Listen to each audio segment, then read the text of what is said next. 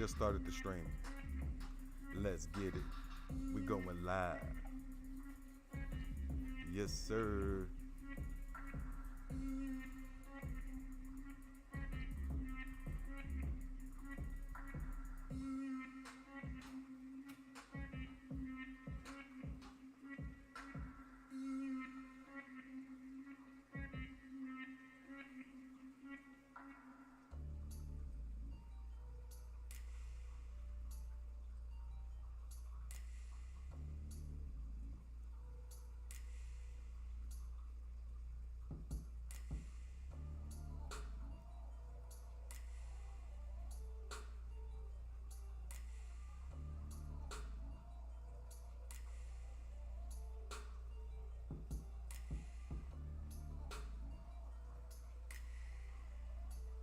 Thank you for tuning in, everybody.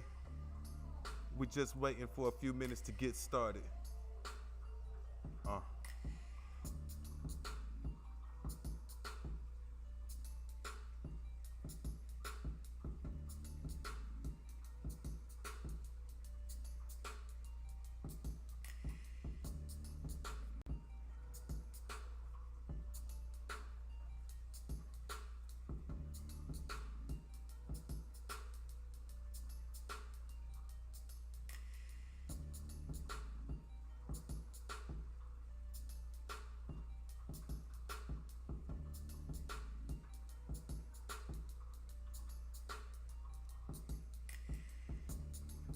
As we get ready to get started, I'll go ahead and put the stats up so you can check those out. Welcome to Cloud9 Radio. You are live with your boy Unique. Go Spurs, go.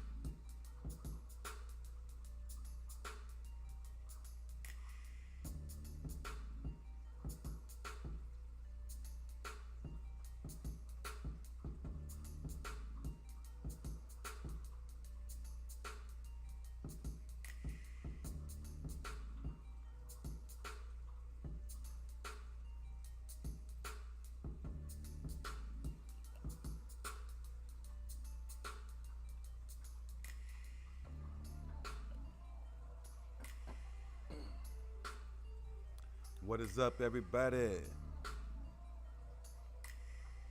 We are almost ready to get this party started. We'll be going live at 9:43 p.m. Central Standard Time. That is. Let go. What a game, what a game. Spurs, Clippers. Let's talk about it.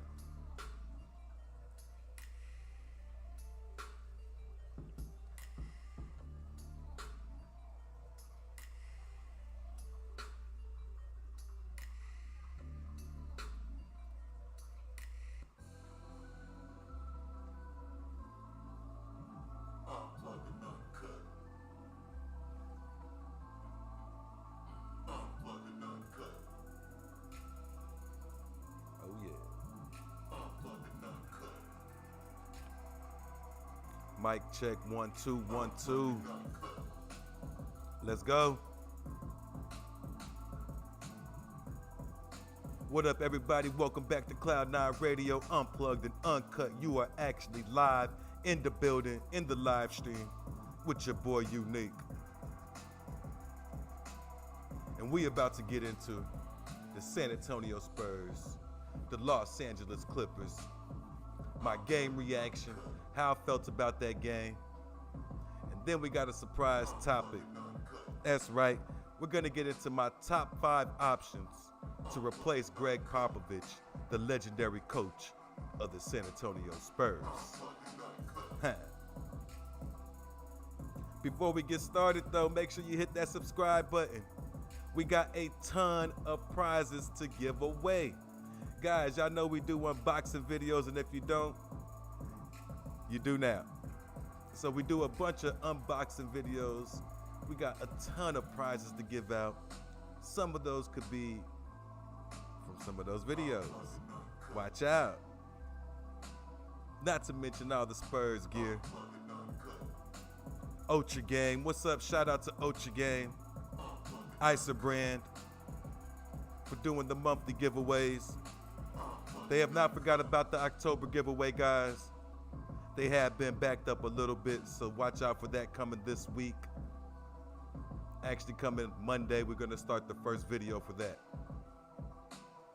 So it's the delayed October giveaway. That's right. Unplugged and uncut. And I just knocked the whole computer around, so we can't even cut that out. Let's get it. It's a Versace shade polo shirt type day. Happy Friday. Go Spurs, go.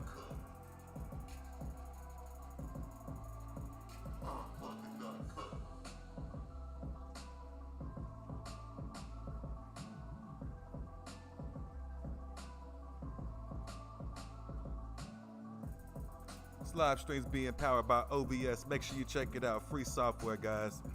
They ain't sponsoring this video. I'm just letting you know how we're powering this video. Just in case you're looking into getting in streaming. Knowledge is power. Let's go ahead and share that and pass on that wisdom. Unplugged and uncut. What is up, everybody? Let's get into it. The Los Angeles Clippers beat my San Antonio Spurs 115-104. It was an excellent game. The Clippers came in the first quarter and just laid the smack down, punched the Spurs right in the mouth. However, I will mention that Devin Vassell did not start the game, and that could have had something to do with the Clippers jumping on the Spurs so fast and so early. However, when he came in scoring at a career high level. Devin Vassell was very impressive tonight. Finishes the game with 29 points, 2 assists, 2 rebounds. He also had a +2 on that plus-minus. Really good game for Devin Vassell. He was only able to play 25 minutes in his first game back off an injury, though. And once again, he did come off the bench. That led to the Spurs having an excellent second quarter, though. They actually took the lead going into the half. In the third quarter, everybody drew even, 28 points scored each. And in that fourth quarter, oh my, Paul George showed why he is an all-star player, and he really brought the pain and kept it going. He also had some help along the way from Zubac, and John Wall chipped in as well. But Paul George finished with 35 points. He was a +16 overall. Now, he did have 5 turnovers, but he chipped in 4 assists, 2 rebounds, and 1 steal.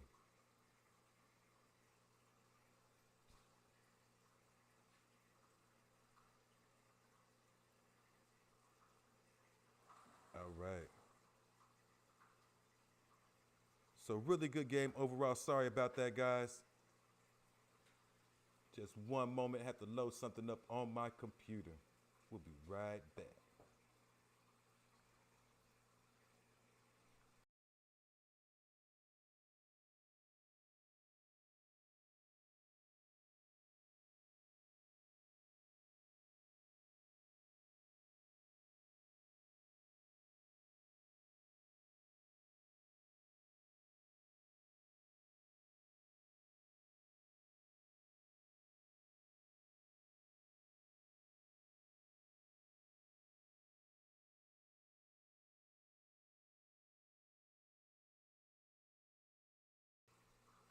And sorry about that interruption, guys. Did want to go ahead and get my list loaded up here as we get into our next subject, the top 5 options for Greg Popovich, as I had my paper that I actually wrote it on. but it fell off my desk, and I was trying to wave somebody down to get it, but I had to get it myself. So I apologize. It shouldn't happen. It won't happen again. Can't happen. I won't let it. But yeah, really good game, guys. I really thought both teams played well. Spurs had a really good chance to win this game. Kind of got away from them there at the end in that fourth quarter, especially with Devin Vassell not being able to go back on the court. As you look, you'll see that Jeremy Sohan, Keldon Johnson had somewhat of an off night. Keldon did finish with 14 points, 3 assists, 7 rebounds. And Jeremy Sohan finishes with 6 points, 2 assists, 2 rebounds. Jakob Poeltl finished with 4 points, 1 turnover, 1 block, 3 steals. That's pretty impressive. 7 rebounds, 3 assists. Zach Collins had himself a game with 9 points, 1 block, 2 steals, 2 assists, 6 rebounds. And that plus 16 plus minus was the highest for the Spurs as a team. Doug McBuckets chipped in his 10 points, coming off the bench, throwing in 2 for 3 from downtown. He also had 1 assist. Going over the Clipper scoring real quickly. Marcus Morris chipped in 8 points, 5 assists, 1 steal, 7 rebounds.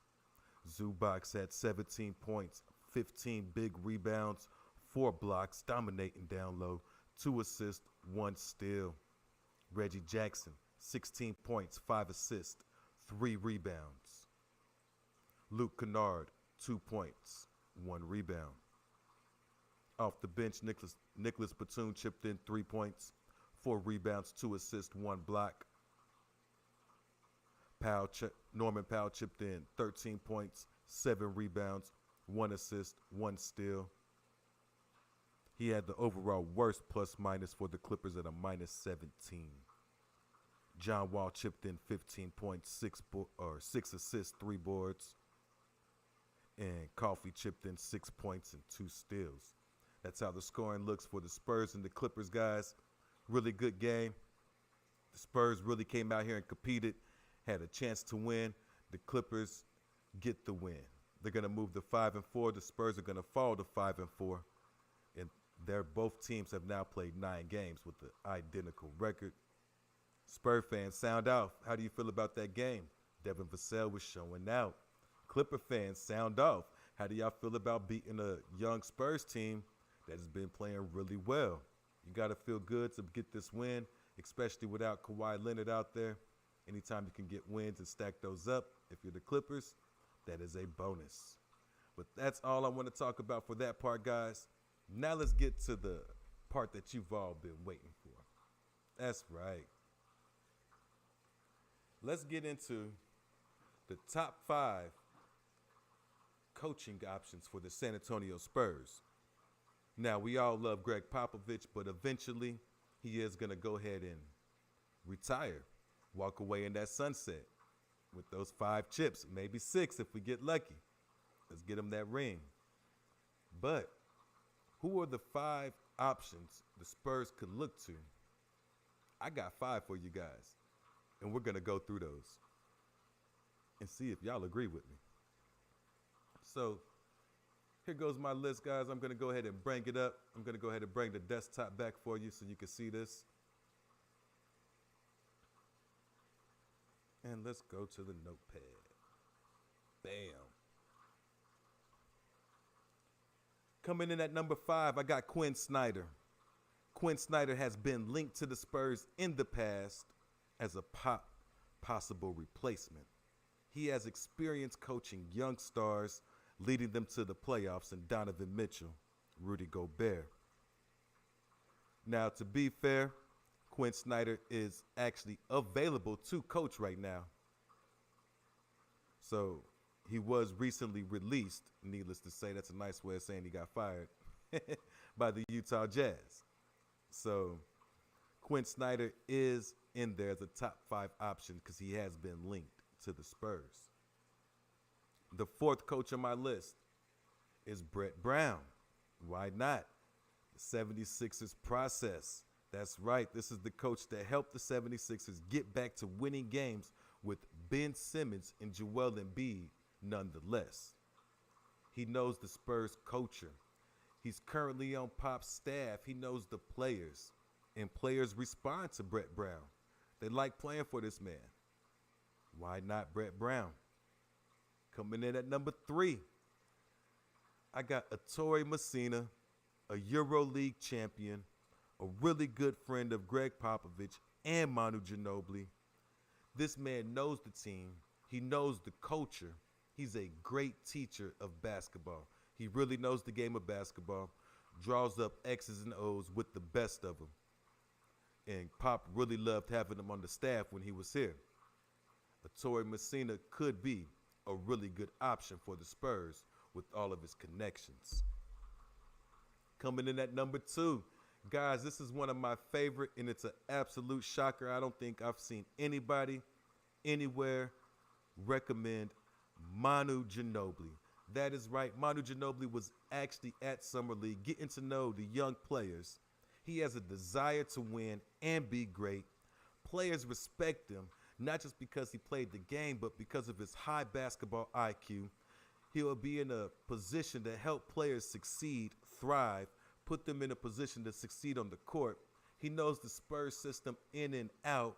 He was a part of what made the Spurs culture what it is. Tim, Manu, Tony. That was the Spurs culture. He was a part of that. Manu Ginobili, my number 2 option, guys. And honestly, he would be number 1 if I didn't have a number 1 option. But I do got a number 1 option. And it's not a he, it's a she. It's Becky Hammon. Becky Hammon, we want Becky. Let's go ahead and start the chant. We want Becky. She was a Summer League champion. She's now a WNBA champion. And players respond to this lady. This woman is a all-star, former all-star player, Hall of Fame player, excellent point guard, high basketball IQ, just like Manu Ginobili. The same traits and the same characteristics that I would use to describe Manu Ginobili, I would use to describe Becky Hammon, except the reason she's at that number 1 spot is because she's already proven her ability to be successful. She won in the Summer League. She took that young Spurs team and won that Summer League championship.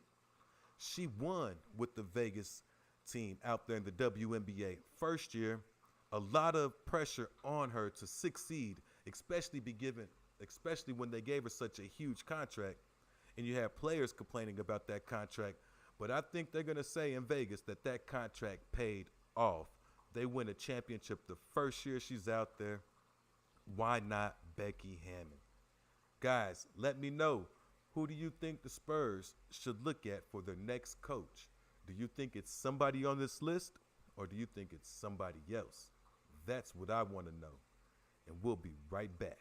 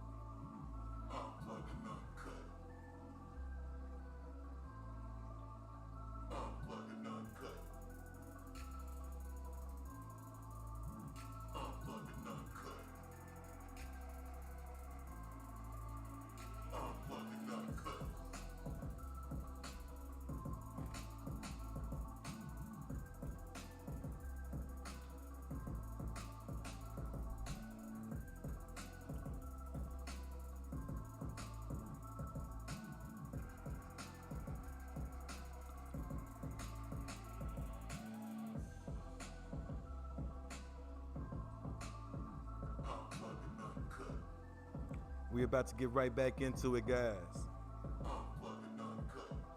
Huh.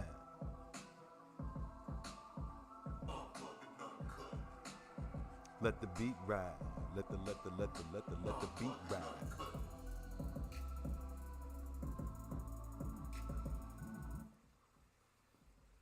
So let's cut that beat down instead of letting it ride so y'all can hear me speak. But once again, welcome back, Unplugged and Uncut. We're gonna start doing the live stream a little bit more. So make sure you tune in. That's right, Cloud9 Radio, live stream, Spurs Talk, and a whole lot more. But real quickly, for those that did not get to see the game and are just tuning in live, Los Angeles Clippers did take down the San Antonio Spurs 115-104 in a really good game. Don't let the 11-point lead fool you.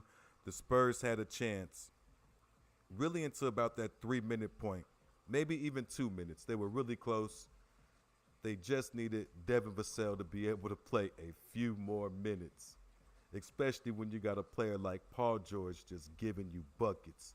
Paul George once again finishes with 35 points to lead all scorers, 4 assists, 2 rebounds, and 1 steal. Had an overall plus-minus of +16. Led the Clippers starters. Really impressive game for Paul George. Now for the Spurs, they also had a really good game come out of Devin Vassell, who got a career high, guys. Let me scroll down here to these stats, and I will go ahead and place the stats back up one more time so y'all can see them as well for those that are just tuning in. Bam, there you go.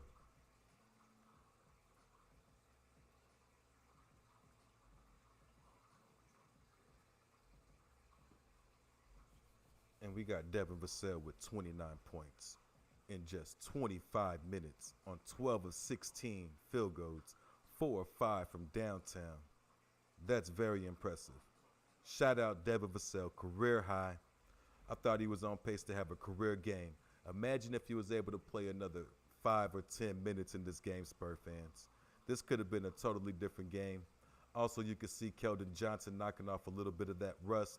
That 2 for 8 from three-point range is normally something like 3 for 7 or 4 for 5, 4 for 6, 4 for 8. But yeah, I don't expect Keldon Johnson to go 6 for 17 too many nights for 14 points. Off night for Keldon. That's all right. He still chipped in. 7 rebounds. Been very active on the glass. As a team, the Spurs did get out rebounded 33-43. They also had less assists this game. That's been one of the hallmarks of the Spurs this year. That excellent ball movement that we've seen. They only had 23 assists. Now, the turnovers aren't bad, though. Spurs finished the game with only 13 turnovers. You can live with that, but you would like to see more assists. So that's how the rebound and the assist steals. Let's check out the steals and the blocks. So the Spurs actually won the steal battle 6-7, lost the block battle 5-2. So pretty good defense from both teams at points in the game.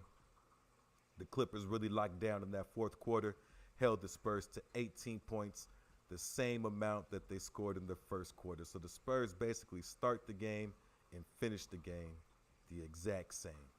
That's how that wound up, guys. The next part of the subject that we had today, I'll go ahead and go right back to the list. For those that did not get to see this earlier, my Spurs. That's right. Who has the best chance, or who are my top 5 options for the Spurs to pick at Coach next? I got Quinn Snyder, Brett Brown, Ettore Messina, Manu Ginobili, and Becky Hammond. What I want to know is, who do you think the Spurs should pick up? Is it somebody off of this list, or is it somebody that I did not mention? Do you think we haven't seen the Spurs coach of the future yet? I would not mind anyone off this list, honestly. I got Quinn Snyder at the bottom because he's my least favorite option. And I actually got him in the order of who I would prefer, except for that Ginobili and Hammond. That's a hard choice, guys. If I have a choice between Manu and Becky, I do not know who I'm going to choose. Probably go with Becky because she has the experience of winning the Summer League and the WNBA championship. But Manu Ginobili has the intangibles. Not only did he have him as a player, I believe he has him as a coach. And that's why we saw Manu Ginobili at the Summer League getting to know the players, scouting to see who's going to be on this team and how he can help them out. That is right, guys. I definitely see Manu Ginobili as a top option. Let me know in the comments who you think the Spurs should go with. Is it somebody on the list? Is it Quinn Snyder, Brett Brown, Latori Messina, Manu Ginobili, Becky Hammond, or is it somebody I have not mentioned, that I failed to mention, that I forgot to list? I know somebody's going to say Tim Duncan. I do not think Tim Duncan wants to be a head coach. If he does want to be a head coach, that is an excellent option. I agree. And he would be number one on this list. But honestly, I do not know if Tim Duncan wants to be a coach in the NBA. So that's why I didn't put him on this list, guys. But that's all we got. I just wanted to get in there, let y'all know how I felt about the game. My Spurs are not tanking. I see that a lot in the comment section. These guys are here to compete. Whether they win or they lose is besides the point. They are here to play good basketball and try to win. And that's what I want to see. I think that's what we all want to see, is the Spurs play good basketball and try to win. They were in a position to win this game. If Jakob Poeltl brings his normal A game, maybe the Spurs win this one. You don't know. If Keldon Johnson is not as off, maybe they win this game. If Kawhi Leonard is here, maybe they get beat by 40. Like the last game. Ooh, that would hurt. I still feel that 43. Ouch. But yeah, it still was a really good game from both teams. I absolutely enjoyed this game, guys. Let me know how y'all feel about the Spurs. Let me know how y'all feel about my coaching list. I'm not saying we're looking for a coach right now or today, but eventually that time will come where the Spurs will have to choose who they would like for their next coach. And I think I put together a pretty good list. I can't wait to see how y'all feel about that list. Let your boy know, and I'm going to be out. Y'all have a safe night and a great weekend. Peace.